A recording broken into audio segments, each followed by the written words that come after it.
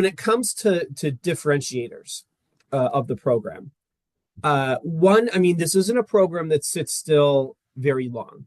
And you can't be when you're running something like a management information systems program. You need to keep pace with what the industry demands in terms of where the technology innovations are, where the where the types of new levels of competition are, and where the disruptors are, where the technology disruptors are, and how we deal with it and how we manage that.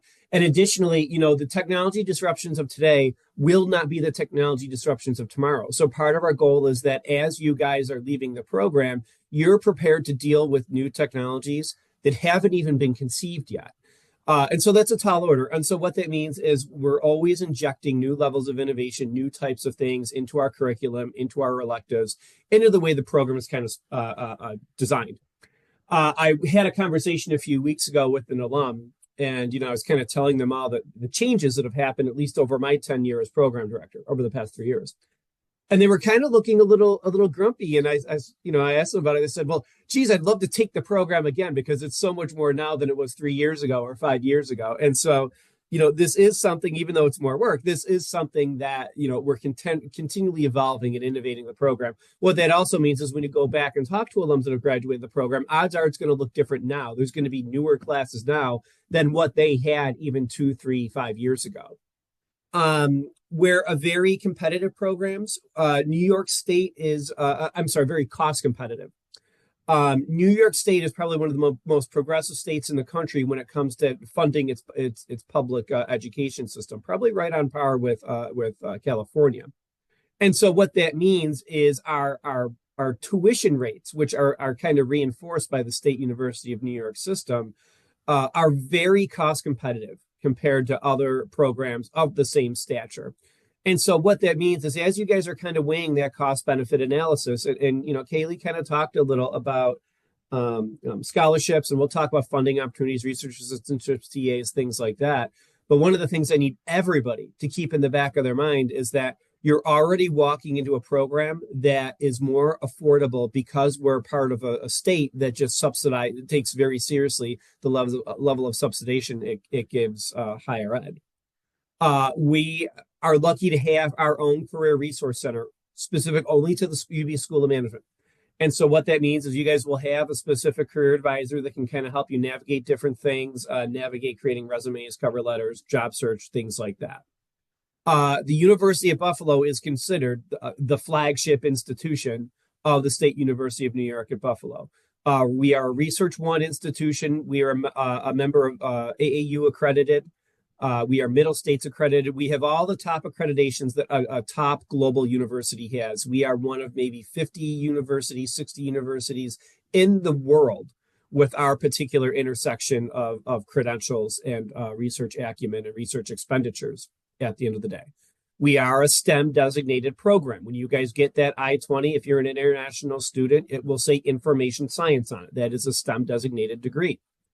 We're an honest program. I will tell you what we are. I will tell you what we aren't. I am not a salesman at the end of the day. I am a faculty member at the end of the day. And, part of what, for my role to be successful, some of the most honest advice I've given students might steer them actually away from the program, but it's honest advice at the end of the day. It does me no good from a program director perspective. It does you no good if I try to sell you on a false bill of sales, a false bill of goods, and then you arrive at a program that just doesn't make sense for you and isn't a good fit at the end of the day. One of the things we're going to talk about in a little bit is, especially management, we have to pay attention to our key performance indicators, right? One of my key performance indicators is how successful students are when they leave this program in terms of salary, in terms of landing a job. And we will talk through that in a little bit. Spoiler alert, we're pretty strong and we're continually improving. But if I'm going to, kind of sell a false bill of goods, that's not going to do anything to improve my KPI at the end of the day or your KPI at the end of the day. We are continually reaching out. We're assessing alums. We're assessing members in industry to kind of find out where can the program improve? Where can we make tweaks? Where can we evolve for the coming years? UB is not a diploma mill. If I only feel comfortable admitting 50 candidates, then I will only admit 50 candidates. If I feel comfortable with 200 that we have, then I'll admit 200. What we do is we look at the applications holistically. and I look at a bunch of things to determine who is the best fit for a candidate. We take serious the quality of our degree. What that means is I'm not shooting to hit any number, and I have the support of our deans and everybody with this. I'm not shooting to hit any numbers at the end of the day. I'm looking to hit the right number of candidates. And so, we might not be as large in terms of student count, but that's because we do have the luxury of balancing quality versus quantity when it comes to our programs. Like I said, apps are considered holistically. I will look at things like your educational background. I will look and how strong your prior academic work was. I will look at job experience. I will look qualitatively at your job experience. I will look at what you're putting in that statement of purpose. Are you speaking to your passion for the space? What some of your hopes are or focuses are when you're going to be here doing taking this degree program?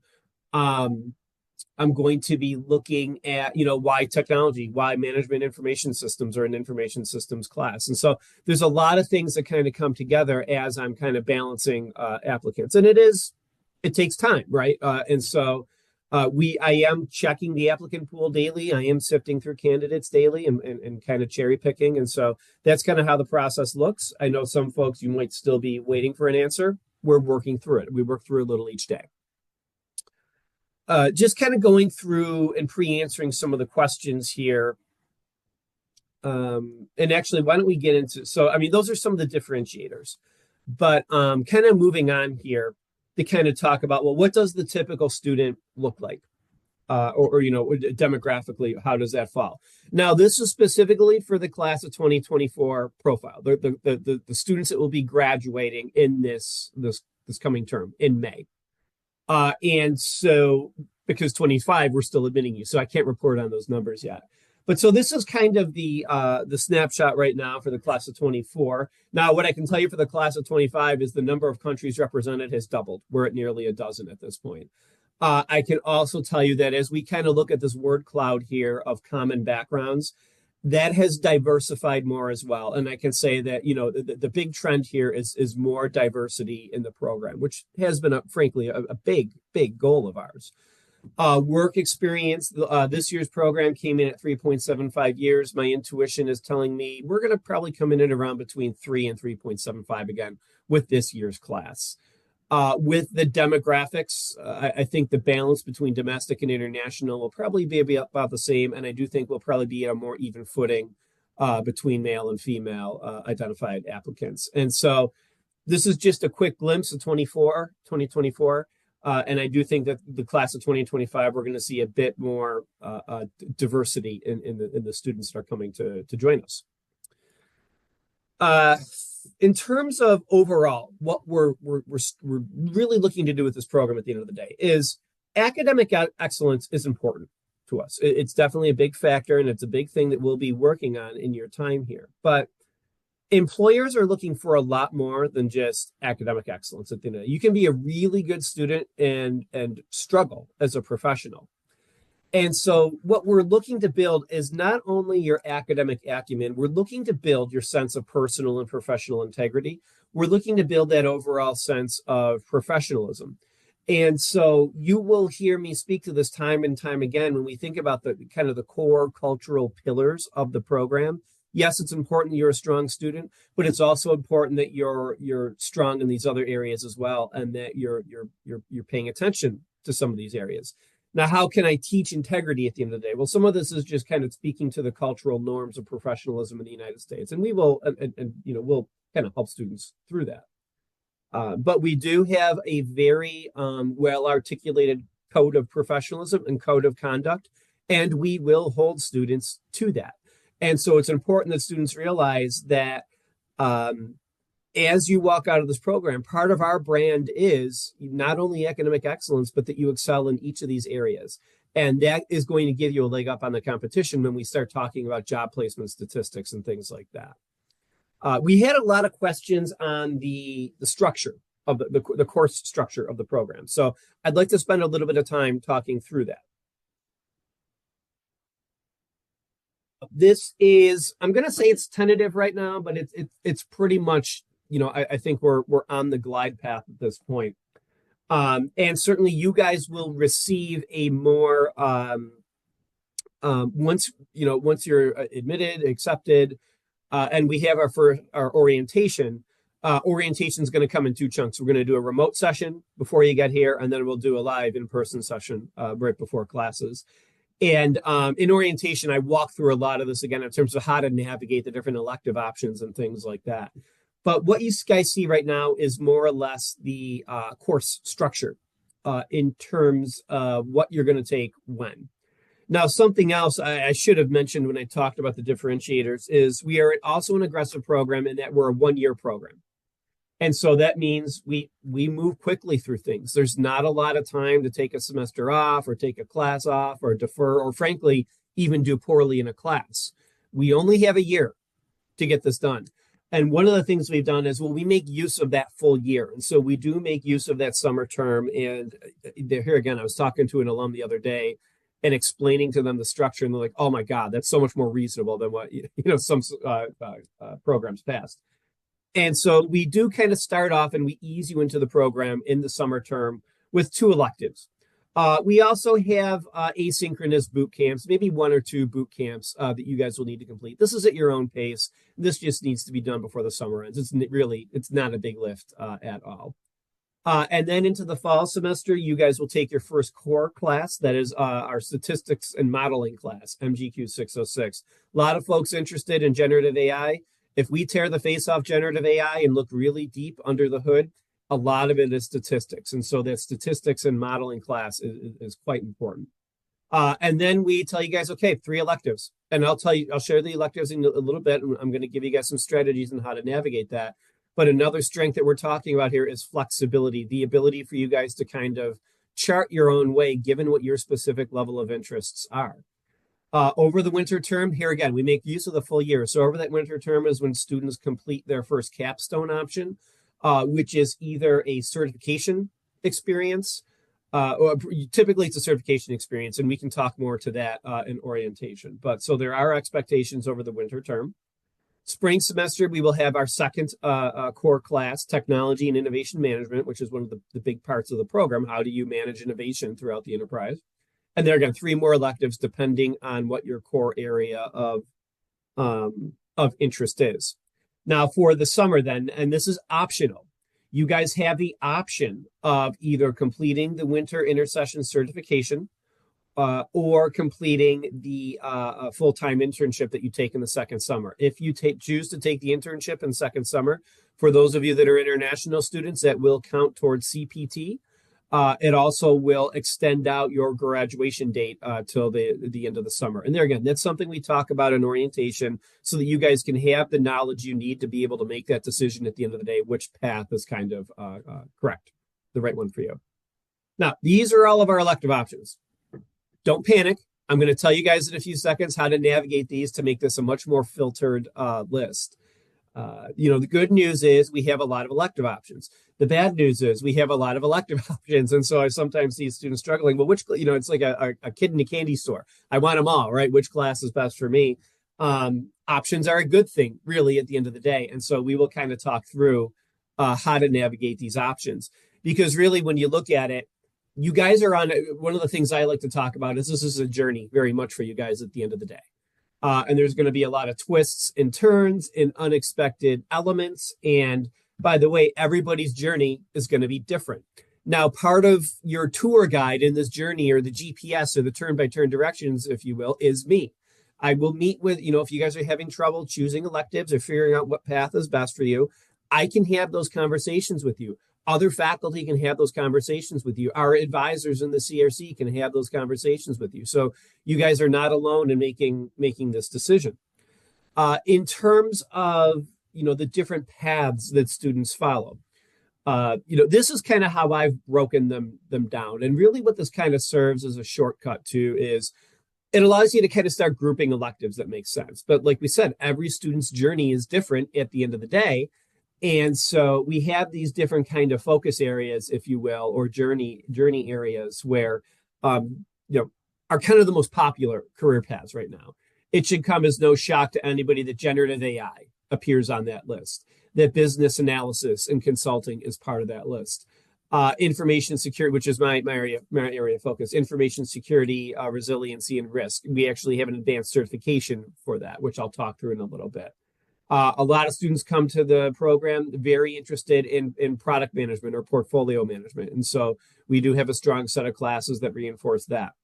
The ability to set up what I like to call the technical scaffolding or the technical buckets with which we then fill or build innovation on top of.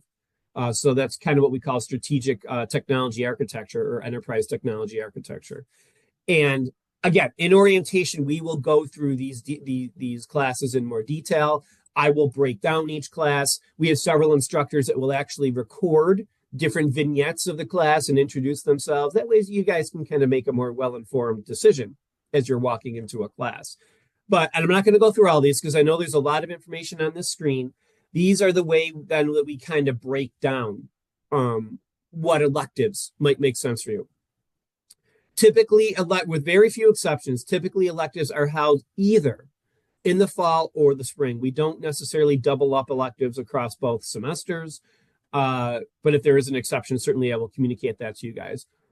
Usually when we're looking at what classes we are going to provide, it's a very dynamic kind of scenario, but this is a good safe bet in terms of the types of classes you will be able to choose from and the elective paths that you guys could then potentially take. We're starting to add more classes into this kind of bucket here, the management and leadership piece. And so this isn't necessarily an area of focus, but a lot of students are giving us feedback that said essentially, look, I'm a technical student, I have that engineering background. I want more of this management experience. And so we are adding more of these management type, strategic leadership type electives as options that students can take. And in fact, I think I have one or two more that I'm going to be adding to this list by the time, before orientation starts. So this is just a sampling of what your journey, of what your elective lists could look like. And like I said, in orientation, we will go into much more detail. I will explain each and every class. And what a lot of students will do at the end of the day is they'll say, and even let's just take, what's on the screen right now. Let's say, look, I'm interested in product management, but I'm also interested in making sure that as I'm taking that idea from conception to actually hosting it and running it in some kind of a SaaS platform, I need to make sure I have the right technology architecture. And so where a lot of students find is they're mixing and matching between two buckets because there's a lot of overlap in each of these areas. And I think that's really kind of the most exciting for students is that they're kind of able to choose a portfolio of classes that truly makes sense given their level of bespoke interest. Potentially part of the capstone requirement is professional certification. We do, and so if you guys go this path, it is expected, it is a requirement that you complete a professional certification during that winter term. And so we have a pre-approved catalog of certifications. It's almost at 60. It's not quite at 60. Frankly, I'm not going for a huge number of certifications here. We're going for the right number of certifications. And so there again, those pre-approved certifications are reflective of each of these areas and can come from any number of these areas. In fact, we had a few questions about, hey, some certifications I want to do before the program. That's great, but what I will caution you guys on is if you're already starting to study for a certification, if you at least wait until the program starts, so that it's usually the first or second week of July, anytime after the program start, you can study for and complete the certification. So that's kind of the rule there. So I've had some students that said, oh, a week before the program started, I completed such and such. I completed this certain AWS cert. Had you just waited a week, then you could have counted it towards your certification credit. So that's just the kind of warning I want to put out there. Most students will walk away from the program with several certifications because it kind of helps build your resume at the end of the day. Another really important, and I think it's a key strength of the program, is there's a lot more to the program than simply what is in the elective, simply what is in the classroom. There's some statistics and research out there that will say that, look, 70 to 80% of the learning you do is outside the classroom. And so we do try to provide a lot of different opportunities for different kinds of case competitions and hackathons and different kinds of events that can kind of get you that outside of the classroom experience. And these are the kinds of stories that look really, really good on a resume. Those are that what we're going to call that experiential piece, the experiential learning that we do.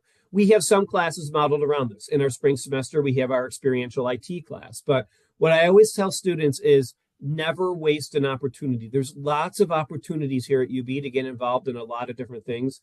Don't squander any of those because a lot of these things are really good resume building events. Another thing we have that, again, I think is pretty unique to UB School of Management is our projects clinic. This is considered on-campus work. And that has certain, benefits to, especially for international students. And really what this is kind of mini internships. You're kind of an outsourced consultant that real life companies are coming with real life projects. And again, we will have more information on this as we get into orientation, and we will talk about students how to get involved with this. Our Global Programs Initiative, which can enable students to do several trips, either nationally or internationally. Usually there is a capstone project attached to that. And so that's another really neat experience as well. We just had a bunch of MIS students get back from the Silicon Valley with some really nice stories to tell. And so this is another, kind of really neat experience for students. We have a lot of other opportunities as well. So our ambassador program, I'm sure that as a lot of you guys have been applying, you've had questions for Kaylee, you've had questions that some of our ambassadors have gotten back to. You kind of become the face of the program, so to speak. And so that's a really neat opportunity for those that are out there. We do have various research assistantships and teaching assistantships. I know frequently I'll have students email me and say, hey, can I have an RA position? And, usually my thought is, hey, I don't know you yet. And so, lots of times those RA positions and those TA positions, those need to emerge organically with the faculty. And what that also speaks to is the importance of establishing credibility and having a good working relationship with the faculty that teach your classes. Again, we'll talk about that more in orientation. There's all kinds of different various poster competitions and expositions. These tend to kind of cluster around the ends of the semesters or over the winter break. We do have small amounts of funding available for conference travel if you guys identify an academic conference that you think is worthwhile. We will host several conferences locally here at the university. So something we've been doing annually is the Great Lakes Technology Retreat, something that we at UB here called Glitter. And so usually we bring in different IT executives from around the area, have a few panel events, keynotes, things like that. Additionally, in some of our experiential classes, those are kind of like mini internships. They kind of do the same thing as that project clinic I talked about. These are some screenshots from our experiential expo last semester, along with some ideas of different kinds of projects that students work on from one semester to the next. And again, this is only a sampling from a single semester. Once this time hits in about 2 months when we have the expo again, there's going to be a new set of images, a new set of projects. We refresh this every year, every academic year. And then on to kind of the key performance indicators we talked about. And this says class of 2023. That's wrong. That's class of 2024. So that's the class that, because I just updated this. This is the class that graduated in August. I'm sorry, in this past June. So I'm happy to say that we've seen growth in our, what I said, one of our key performance indicators in terms of placement rate. It is a very strong placement rate compared to other programs. And it's especially strong when you consider all the agita and all the anxiety around big tech hiring and things like that, which to a large degree is a lot of media hype. And I think our numbers speak to that. When we speak to, the salary numbers, which are, I think, probably some of the strongest in the School of Management, but also, when we speak to our overall placement rate, it is quite strong. And you would never know in looking at these numbers that there was any kind of media blitz surrounding big tech or, the disruptive impact generative AI has had on tech hiring or things like that. So I'm very proud of our placement rate. This is just a quick sampling of some of the titles that students walk away with. Literally, I've copy pasted this out of the titles that students have reported to us. So you see some things like analyst 2 or auditor 2, because those are the official titles. I'm not making up these titles. I'm literally copy pasting these titles from what students have given us and pasting them directly into this slide. Same for employers as well. And if you go to our Career Resource Center site, there's going to be a lot more employers listed. One of the big kind of misnomers is that Big tech was where the majority of technology hiring is, and that is absolutely not true. When we talk about typical IT roles these days, these are the roles such as the system analyst, such as the business analyst, where there is then an integration with the business. It's those students that can act as the technology zealots or diplomats or ambassadors. Those are the kinds of the technology roles that organizations are hiring. And so that's why we see such a big kind of stratification or list in the types of employers, because technology is integrated everywhere. It's not just integrated with big tech. And so I think that's part of what this speaks to. And again, this is just a copy paste. We have a lot more numbers on our site in terms of employers, a lot more employment examples. So let me go through to make sure I hit all the questions I had ahead of time. Are there course waivers? No. And the primary reason for that is we only require 2 courses. And so, if a certain elective seems duplicative, then you just don't take that elective. And in fact, frequently the way I'm advising students is you want to take classes in the areas where you want growth. You don't want to take classes in the areas where you already have that professional experience, because you can already celebrate that professional experience on your resume. And so it might seem counterintuitive, but if somebody comes to the table and says, "Oh, I was a cloud engineer for 5 years," I'm going to recommend they don't take more cloud classes. I'm going to recommend they take areas in the spots where they don't have that experience. But to answer that question, that's why we don't offer waivers, because there's so few cores to really begin with. The cores that we do have are courses that we don't trust the waiver experience. We want to make sure you've heard our messaging at the end of the day. Again, just being very honest with what these answers are. I had another question here, cybersecurity. And part of it got cut off. So I'm going to kill the slides here, if that's okay, so I can go to the full question text. But in terms of cybersecurity, we do have a very robust offering of classes. I'm a cybersecurity person myself. And so we offer classes that cover both the governance, risk, compliance side of the house, some of the strategic security management sides of the house, as well as more hands-on technical classes in cloud security, system security, network hardening, things like that. Talked about that. Talked about industry certifications. I have a question here. Do I need programming knowledge beforehand? No, you do not. You absolutely do not. We do have certain courses that will help develop that knowledge from scratch, with the assumption that you've never touched programming before. We have a Python we have several Python programming classes. One is how you can integrate Python to Microsoft Excel and really supercharge Excel. The other is Python from a business analytics perspective, where we focus on acquisition, processing, reporting is the 3 major phases of that. And so in both of those classes, we make the assumption that you have never entered a keyword, a single function of Python before. We will build up that knowledge, build up that acumen. Now, that said, if you want to hit the ground running, it doesn't hurt to kind of take on a few Python courses or a few introductory materials for that.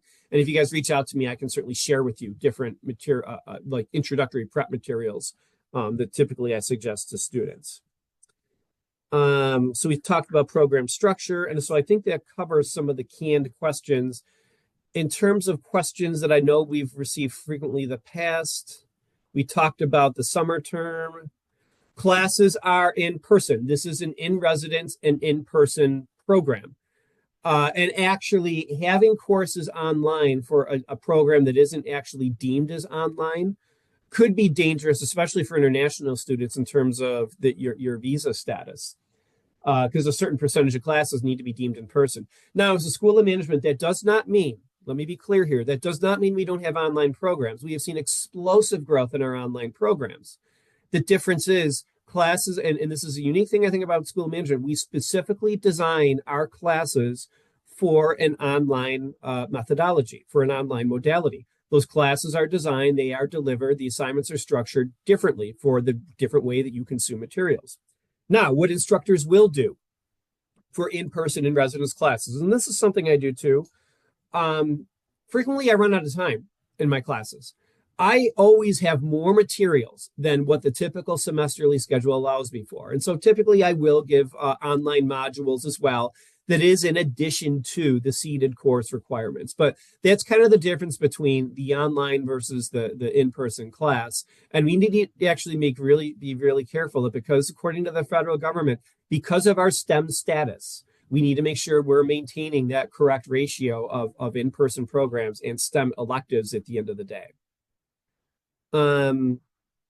We have adopted generative AI. We are weaving generative AI into many of our courses, and we have several electives that are generative AI specific.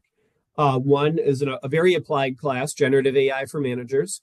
The other is how do you handle generative AI at the enterprise level, and kind of identify those areas of innovation and answer the risks to that, and then actually implement that within the enterprise.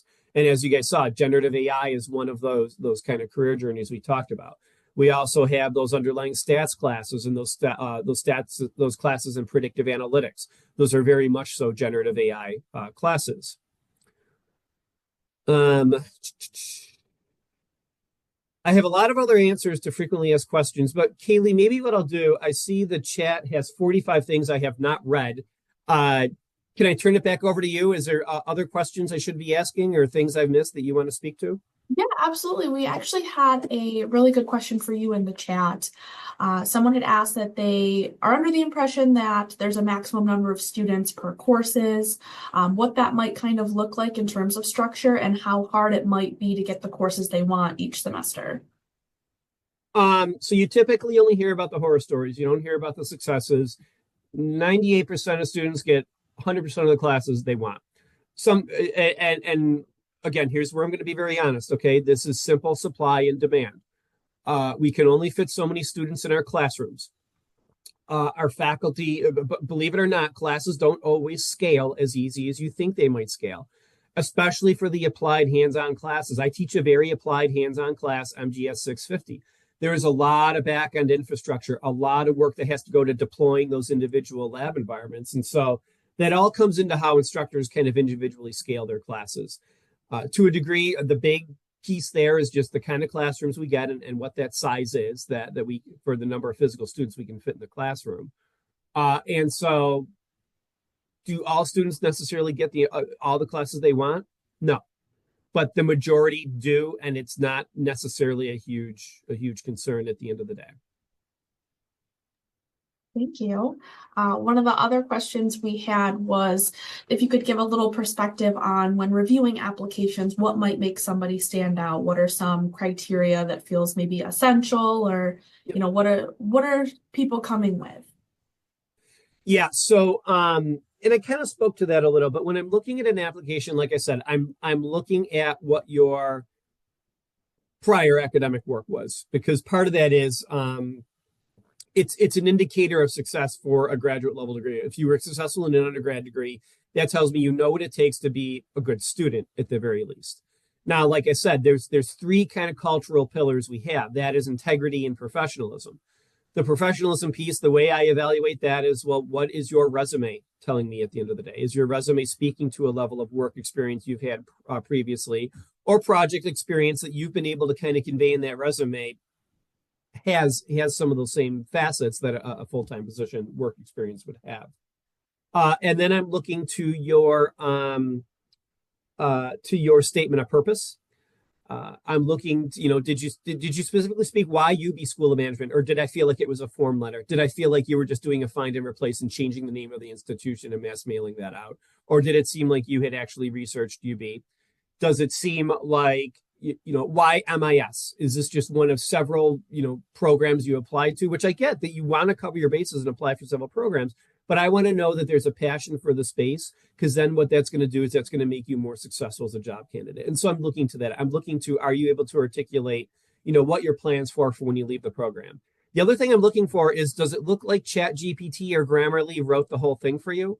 Or does it look like some of your own words, some of your own thoughts are then injected into that letter? There's some statements of purpose where I can probably literally tell you what that prompting is that you put into ChatGPT. Others I can tell, this is from the heart. This came from a human at the end of the day. One of the big things we're going to talk about in this program and in your generative AI electives is that, the organizations that get it right when it comes to generative AI are the organizations that know symbiosis. how to blend both generative AI and human elements to really bring a program or a solution together at the end of the day.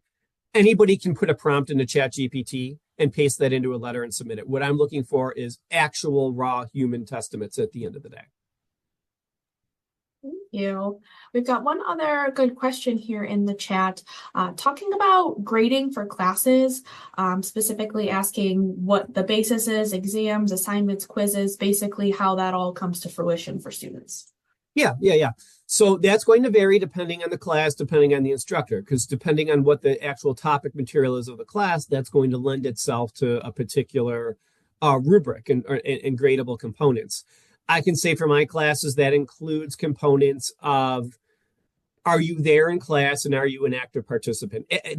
Attendance is actually a really important thing that kind of shocks me that some students struggle with. And I talk to peers and colleagues of mine from across the United States, and they actually have more struggles than we do here at UB. But are you there? Are you present? Are you part of the conversation? Something I tell students is, when you're here, this is your job. This is the full-time expectation we have of you. You are here first to be a student. And so, that presence in the classroom, and not just, hey, are you there and sitting in the back row? Are you actively engaged in part of what is going on with the class? So that's one thing. Another thing is any kind of the assignments or labs that are a piece of it. Usually there's some combination of exams or midterm exams. Usually an element of either an oral comprehensive or a presentation or something like that. So these are all common components that typically you will see in a lot of your classes. Thank you, Professor Cleary. It looks like that is really covering everything we've had in the chat so far. I do have an additional question here about merit-based scholarships and how all of that works. So anyone who applied before January 15 is considered for School of Management merit-based scholarship opportunities. All of the application materials that you submitted are what are evaluated for that consideration. And they are very competitive in nature. As I started the session off with saying today, we see a lot of competitive applicants come through for these. So it's not a guarantee, unfortunately, that you may get one, but I can tell you that if you applied before January 15th, that you can be considered. At this time, first round offers have gone out. We do expect another round around the end of this month.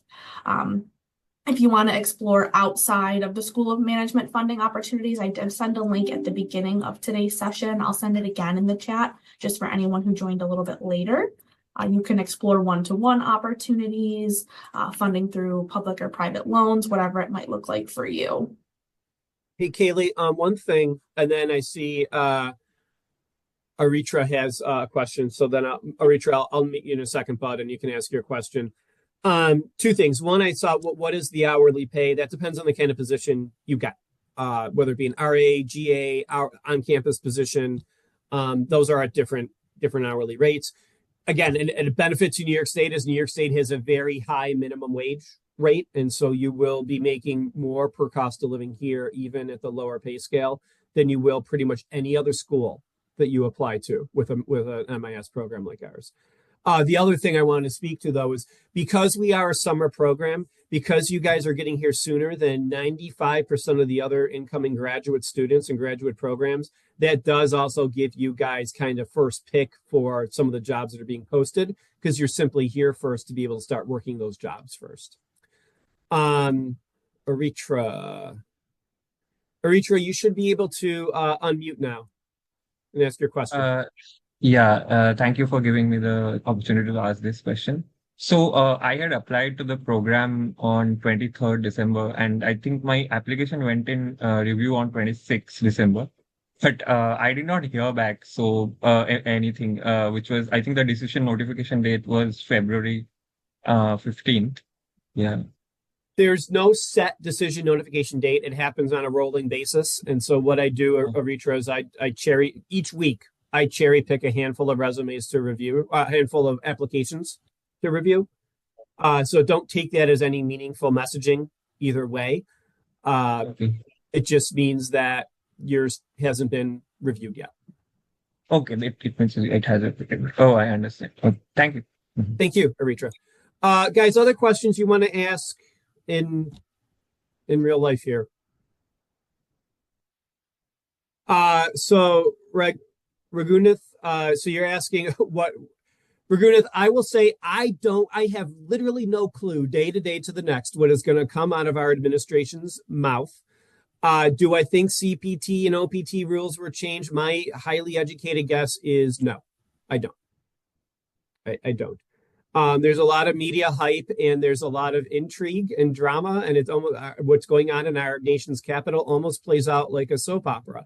But the soap operas really change all that much in the end of the day from where they did 50 years ago. And the thing is, no, there's usually recurring themes, and I don't think that CPT OPT rules will change. A lot of the immigration dialogue that has been somewhat co-opted or skewed here in the United States centers around illegal immigration, not those that are following the rules. And when you're using words like CPT, OPT, those are rules-based things. Things like your student visas, those are rules-based things. It's illegal immigration that becomes the issue in the United States, not legal immigration. Good questions, though, guys. What else? What else can I help you guys with today? Yeah, anyone feel free to put it in the chat if you're more comfortable, or you can unmute.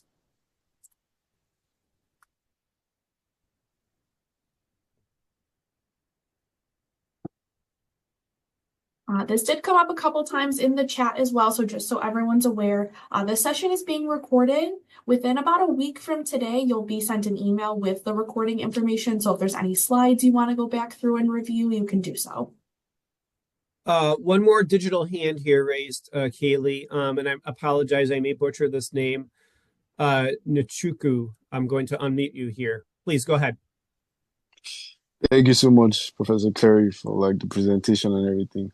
Mm-hmm. So I wanted to ask that specifically, what do you look for in students that you would be mentoring and they'll be working under you and probably be attending your classes? Those ones that you keep one-on-one, specifically in the information security or cybersecurity program. Those ones that you call okay, this would be my mentees and stuff like that. What kind of character or attributes do you look for in students like that? Because I might most likely be under you because I'm focused on the information security and risk management and privacy. Yeah, so well, you've already gotten off to a good start and you've already hit a few of the important points. One is a congruent set of interests. Like I said, guys, I get emails from hundreds of students, a lot of students that aren't in the MIS program, engineering, all over, some that aren't even going to UB and they confuse me for someone else saying, hey, I want to be a research assistant for you. That's the level of supply and demand we're talking about here. And so one is just a congruent interest that arises out of, look, you're a student in my class, you're somebody I know, I need to be able to start building trust. So, in your first semester, are you submitting assignments that are good assignments that clearly are not just ChatGPT prompted? Are you there in class? Are you an active part of the class? Are you sitting in the front? Are you asking, thought-provoking questions similar to what you just did here? For all instructors, we have students that they just kind of rise to the top, right? They are our go-tos. I'll be honest, I just had a need for a grading TA open up. I didn't go to the hundreds of resumes that I have in my inbox. I went to the students I knew I could trust. So much of this is about trust at the end of the day. Something else I will say is, you heard me say I was program director for 3 years. Well, what was I doing before that? I spent nearly 20 years as a practitioner. I was formerly a vice president for information technology. I was formerly a chief information security officer. I've done many hiring. I've done many managing of professionals over the years. At one point, I was supervising up to 30 direct reports all at the same time. I look for the same qualities in a student that I did in my team leads, essentially. They needed to be that person with the charisma and the character that I knew I could trust at the end of the day. And so, and I apologize because you've given me such respect here already, with Chuku, but I'm not sure I owe you the respect of being able to pronounce your name right. So at some point, I'm hoping we can meet in person and you can help me with that. But you've already kind of started off on the right foot in terms of you're here, you're engaged, you're asking me the right questions. There's a congruent set of interests at the end of the day. So that's kind of what I have to say about that. I hope does that answer your question? And let me make sure you are able to unmute again. Does that answer your question? Yes, it does, sir. Okay, thank you. Most likely get to meeting you very soon. Can't wait. Thank you. We have a question here. What level of mathematics should one possess for the MIS program? We are going to give you the deep dive into statistics. So there is no specific prerequisites that we look for on your transcript. We expect that you were successful in your undergraduate endeavors in any of your mathematics classes. But like I said, the most involved mathematics classes will either be our stats class, MGQ 606, or our predictive analytics classes, which really underlie a lot of the mathematics that goes into generative AI under the hood. I think we're all caught up here with chat questions. Yeah, Aritra, I will send you an email following today's session with some updates about our decision notifications so that you have the most up-to-date information. Can I get a chance to talk? I see Augustine, you have a question here, so you should be able to unmute now. And then Kavish, I will go to you. Just raise your digital hand and I'll unmute you, Kavish. Augustine, you have the floor. Yeah, Professor, thank you. My name is Augustine from Ghana. And you spoke about certifications, and I just want to find out if already I have a couple of certifications, what happens? For instance, I did a couple of AWS certification before I'm enrolling in the program. What happens to that? Thank you. So any certification is going to be good in terms of your professional development, your career development. Because you did that before you started the program, we wouldn't be able to count that as your capstone. We would just work together to find what the next level certification is, the next step, what other certifications make sense given that path. And there are plenty of approved certifications out there that I don't think we would have a concern finding what that next level, that next step is for you. Kavish, if you want to unmute to ask your question, I should be able to do that for you. Yeah, hi. Thank you for such an informative session, both of you. I just had a doubt that currently I am finishing my BSc in Applied Stats and Analytics.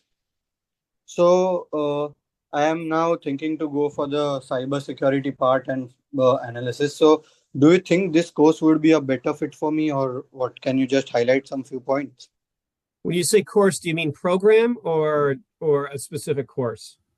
No, I'm means totally focusing on cybersecurity and analysis part, because now currently I am doing BSc in Applied Stats and Analytics. So it covers up many topics on stats, and also I have few programming languages. That's why. So yeah, I mean, I think I've always thought, and I'm biased, but again, I'm being very honest here, I'm biased, but I've always thought that cybersecurity is a great path to take. I mean, if you look at where, especially CompTIA does a really good industry analysis of what the key levels of growth are in the next 10 years, cybersecurity is always one of the top 2, 3, 4th growth area things. And frankly, that hasn't changed in the past 15 years. There's always been, again, I'm going to speak to a supply and demand issue. There's always been a higher demand for trained cybersecurity professionals than what we have the ability to fill, especially as cybersecurity becomes recognized culturally as something that is just much more all-inclusive than just a technology solution. The big thing we talk about in my classes is that cybersecurity is about more than just fancy blinking lights. It's about more than packets. It's about more than lines of code. It's a very multifaceted approach that spans the enterprise. And so there's a lot of ways to get involved and to have a role in cybersecurity that need not mean you're a technical programmer or a network engineer or something like that. And we speak to a very high degree about that in several of my classes. So Kavish, is that answering your question? Yeah, thank you. And just can I ask that, would you prefer saying that taking cybersecurity is good with having good programming knowledge, or is it fine to start from scratch? What I find that you definitely do not need a prior level of programming language to be successful in cybersecurity. A lot of cybersecurity professionals don't know how to program. Mm-hmm. Thank you. Got it. Thank you. Thank you so much for this. Thank you, Kavish. All right, we have time for maybe one more question. If anybody else has something on their mind, you can put it in the chat or unmute. Which camp? Oh, great question. I actually had that in my prior notes. Classes are predominantly on the North Campus. We have a handful, maybe one or two electives that we will do on the South Campus, but the majority of classes are on the North Campus. There's a very good shuttle system run by the university, maintained by the university between the North and the South Campus that is frankly far more reliable than the regular public transportation system. And I shouldn't say far more reliable. It just runs more regularly. But between the North and the South Campus, we do have a very strong shuttle system. And that's a perfect question, Edwin. That's not outside the scope at all. Does anyone else want to sneak a last minute question in there? I have to say, all the time I'm seeing UB. I want to go back to Edwin's question. All the time I'm seeing UB branded buses, so I can't underscore enough how good of a job UB does at transportation. Sorry, Edwin, you got me thinking about that now. All right, Victoria, it looks like you've raised your hand here. Did we unmute Victoria? Hi, Kevin. Hi. Okay, so yeah, my name is Victoria. I'm from Ghana. I got admitted, I think, in December. My question is about funding. I think it was answered, but it's not really clear to me. So, in order to get a graduate assistantship, does it mean you would have to have paid your deposit and issued your I-20? Yes. There a way to is there a way to get assistantship that would waive the deposit amount? This is outside of my wheelhouse, so I'm going to mostly punt that back to Kaylee, but I'm fairly certain that answer is no. You need to be admitted as a student and on a glide path to attend the university before we would consider some type of a research or graduate assistantship. Yes, absolutely. Seconding what Professor Cleary said. With the deposit, you're securing your seat. You're telling us that you're absolutely going to be here, of course, as long as nothing extremely circumstantial comes up.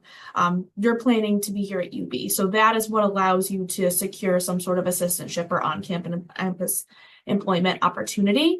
We don't post those publicly because it would take away from a lot of our incoming students. If people that don't even go here are trying to apply for things, I mean, as Professor Cleary alluded to at the start of the session, people are still trying to do that. They're emailing, they're trying to get in any way that they can. So by keeping that platform available only to students who have gone through the entirety of the admissions process, including I-20 and tuition deposit, it allows it to be more secure and keeps things available for our admitted students. All right, and with that, we've run out of time for today's session. So I just want to quickly thank everyone for attending, and of course, thank Professor Cleary for his time. I did put in the chat, if you have any other questions, please send it over to the admissions office at slm-apps@buffalo.edu. And again, expect the recording of this session within the next week or so. Yeah, I need to bounce to another meeting as well, but thank you guys very much for your time today. I have to say that as a group, you guys asked some really good interactive questions, and so this was nice, and I certainly look forward to seeing all of you in a few months here. Thank you, Kaylee, for organizing everything today. Of course, yeah, thank you. I hope that everyone enjoys the rest of your day or night, whatever it looks like for you.